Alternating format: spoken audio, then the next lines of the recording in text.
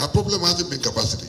Our problem has been, so many other, factors which I don't want to bore you today. But one of them is the difficulty in evacuation. Our pipelines, some of them as old as 50 years, some of them as old as the industry, which started in 1956 in Bayelsa. And so, the lifespan of the pipelines have already expired. And so when a young man goes to those pipelines and he just touches the pipelines, they are busted. And so even if you produce, you have the challenge of evacuation. And that is why most of the flow stations are shut down because of evacuation difficulties. But we are addressing those problems. And that is why we are confidently saying that the issue has nothing to do with capacity, but the issue is basically technical, and which we are addressing. And by the time we address them, within the shortest possible time, we'll increase production, to 2 million to 3 million. Let me also say, as part of, our achievement, is that when we got into the ministry, one of the biggest problems we faced was lack of investment in the last 12 years. Recall that recently, the global CEO of Total made a statement in Kigali, in Rwanda. And he said, Nigeria hasn't seen investment for 12 years, which is true. But we're already changing the narrative.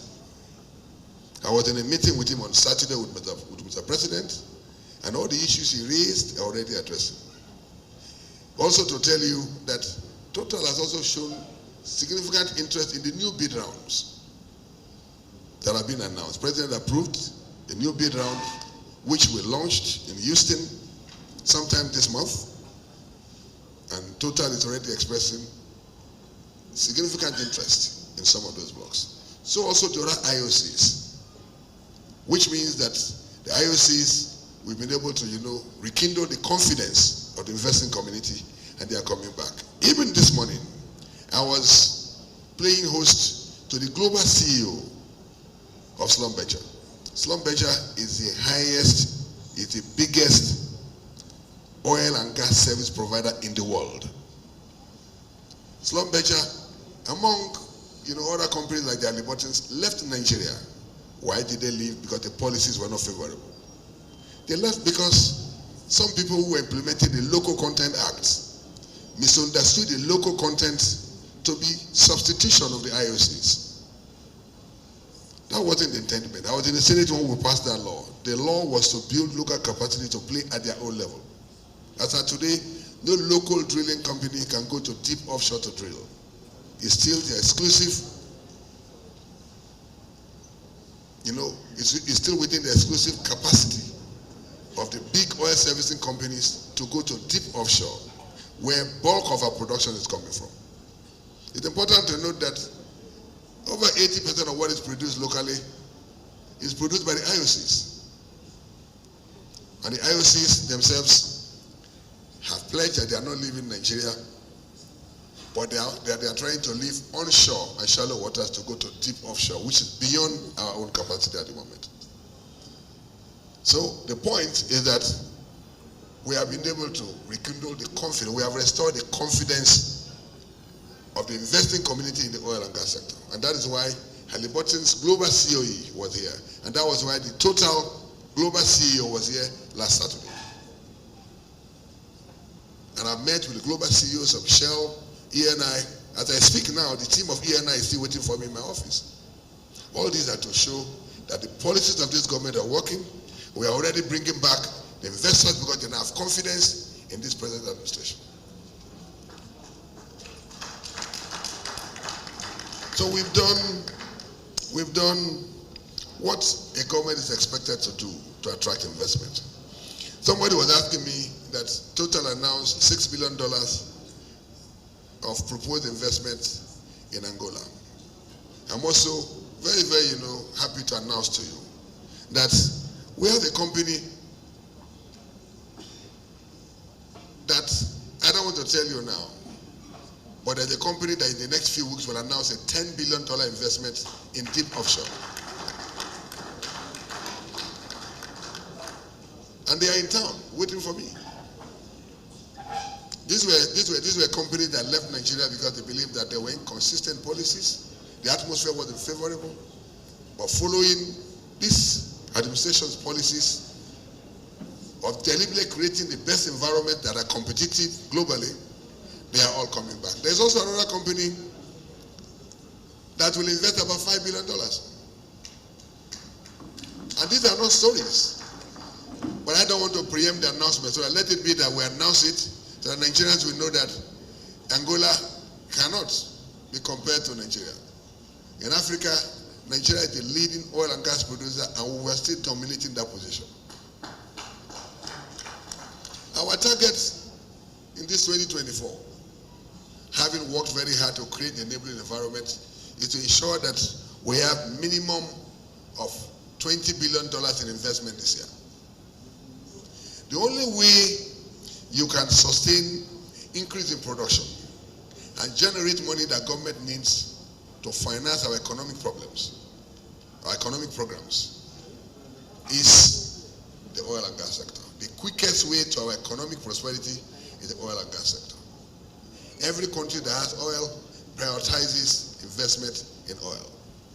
And Nigeria can never be an exception. So what we are doing is to see how we can create that investing opportunity for companies to come and invest. The way the oil and gas sector works is this. If you have an oil block and you do not sustain your drilling program, it's just like somebody who has dug a well, had to keep fetching, the thing will keep going down. This morning I was with a company, and that company alone is saying that they are happy that Slumbiche is back to town, and they have a drilling program of drilling 100 wells. You know what that means? That will be another major investment that will attract billions of dollars. You know, the Minister of Petroleum is not a ministry where you execute projects. Ours is to create the environment so that investors in the oil and gas sector can continue to invest in the sector. Nigeria still has the highest reserves in Africa. But the reason why we are not seeing the benefits of these huge reserves is because in the last 12 years, Nigeria's capital investment to reserve was the lowest in the world. We had only 5%. Angola had 46%. Mozambique had 97%. Guyana had 617%. You ask yourself the question, why did the companies in Nigeria fail to invest in the last 12 years? The reason is simple. The PIA took longer than ever to be passed. And nobody wants to invest billions of dollars in any crime where there's uncertainty. Now we have told them that the PIA is now passed. We have a stable governance structure. We have the best fiscals, and the president has signed executive orders. We have the best fiscal terms that are globally competitive. And we are saying that you have a long history with Nigeria. So come back to Nigeria and invest. And that is why those who want to invest the $10 billion is an old IOC. Those who want to invest the $5 billion is an old IOC. There are also other smaller companies that are coming in. One is in fact proposing to invest $1.6 billion, and I brought NNPC together with them. That is the mandate of the Minister of Petroleum Resources. Our own target is that by the end of the year, we'll have increased production through our sustained investment campaign to at least 2 million to 2.5 million barrels. So that OPEC will be forced to beg us and say, look, slow down. Instead of me going to beg OPEC to, to sustain our meager, OPEC quota. Last year, I practically was begging OPEC. I had to travel to the president of OPEC, who was minister in Equatorial Guinea. I had to go to Saudi ahead just to lobby, because if they wanted to follow what the previous government had agreed, our quota would have been 1.2 million barrels. But I'm happy that at least we are meeting our OPEC quota, and we are making all the decisions we need to make to ensure that we surpass this OPEC, quota. I will not bore you, with too many other issues, but let me also, say that one of the reasons why the investing community is coming back is because, as a policy, we decided to eliminate all the bottlenecks. The bureaucracy in the system has been completely eliminated. You will agree with me that some companies will apply to renew licenses, and it will take 1 year to renew a license. Because somebody has to know somebody who knows the minister. But since I came, all that has been eliminated. You don't need to know me before I sign the extension. And I've also told the world that you don't also need to know me before I cancel your own. We must set uniform standards. Just like I don't expect you to come to my office for me to sign your license. If you do not perform according to the terms of your license, we also cancel it. Let us give it to those who have proven capacity, both technical and financially, to explore these oil wells. The biggest challenge we have is that we have thousands of idle oil wells that are not exploited. I give one example. There is one oil block between Rivers and then Akwa Ibom. That oil block has 117 oil wells, but only 10 are producing. The rest are just shutting. Why? No explanation. They are in the hands of somebody who may not have capacity to be able to explore. It's just like you have a tenant in a house. You must get a court order before you eject him. We cannot forcefully go in and put new people. So what we have done is to put framework in place and say, look, the PIA gives us authority to say, if you are given license, you have conditions attached to it. If you are not meeting those conditions, we can farm them out and give it to people who have the capacity to be able to produce them. Unless you bring out the crude oil deposit in the soil, there's the economic value. And the good news is that from the projections we have, oil price will still be stable in the next 4 or 5 years. It will hover between $80 to $90. This is the best time. Nigeria didn't make money when every other country made money. Following the Ukraine-Russia war, oil price came up. Every country, Aramco declared over $200 billion in profit. Only Nigeria didn't make money. What we are doing is to rewrite the story. Let us maximize our production, which we are doing, and ensure that Nigerians benefit from these God-given resources that we have. We as I said earlier, today I was with the global CEO of Slumbiche. We are bringing back all the service companies. I'm in touch with all of them. Because the IOCs will complain that, look, if they want to go deep offshore, unless these big boys are there, they cannot do it. Or unless they come back, there will also be no competition, which means the price will be higher. And the higher the prices, the more we pay as Nigerian government. Because all these blocks you see, Nigeria owns between 60 to 70%. And so whatever cost that is attached to production, we pay majority of it. And so they are all coming back. Also in the downstream, I also want to assure Nigerians that in the downstream too, we are doing whatever is practically possible. The previous government started the rehabilitation of the refineries. And NNPC is the one that is rehabilitating them, not the Minister of Petroleum. I want to make it very clear. So that you do not blame me. Don't hold me responsible. I'm not the one who awarded those contracts.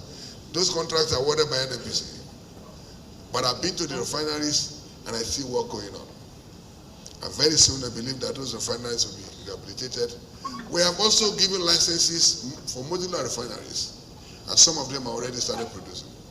And these people don't know me, I don't know them. Some of them have seen me on the road and they say, look, you approved my license without knowing me. And I said, yes, very good, go and work. If you don't work, we'll cancel it without knowing you.